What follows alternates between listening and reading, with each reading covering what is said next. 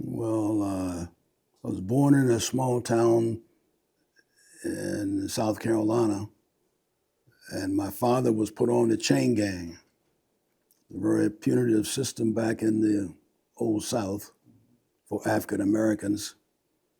And once we got to Baltimore, we moved to Baltimore from South Carolina.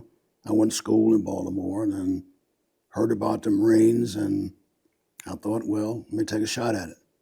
So I joined the Marines and did 22 and a half years as a Marine Special Operations guy. I was on a mission in a place called Phu Loc, Vietnamese city, and I was sent out to Phu Loc to help the Vietnamese people and help the Marines who were involved in a battle out there. And I was part of that battle, and it took us 4 days, and we fought day and night, and all of my men were wounded, and my war dog King was a very large German Shepherd. He was killed after he killed 2 of the enemy soldiers, and I was wounded 19 times. Both my legs were broken, and I still have shrapnel in my body. I went to Bethesda, Maryland, and I spent a year in the hospital. I had to learn to walk again. And while I was there, the psychiatrist declared me to be insane.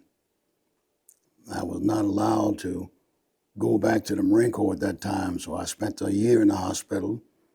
But of course, at that time, I had a family. I had gotten a commission in doing Vietnam. I was a staff sergeant, and all the officers were killed in the first 3 months.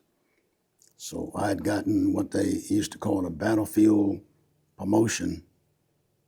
You know, they took off my staff sergeant Chevins and put on lieutenant bars. You know, it means a lot. It means that you shed blood for this country. You know, there were places I couldn't eat in the restaurant.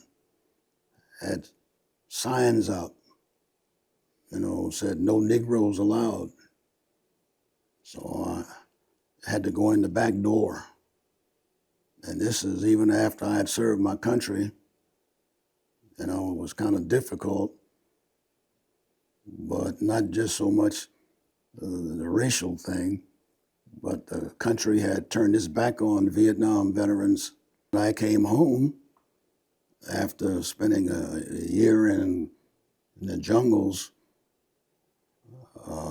They shipped me off to Japan, and from Japan, they took me to Alaska, and it was 10 degrees below zero.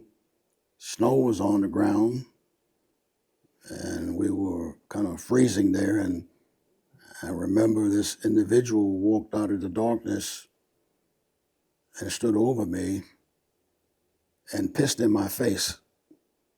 I was lying on the ground, wounded in battle, and he pissed in my face. That was my welcome home. There were no bands. Nobody said, welcome home. No. The country was angry with us. I tell them, serve your country. I look forward to serving this country.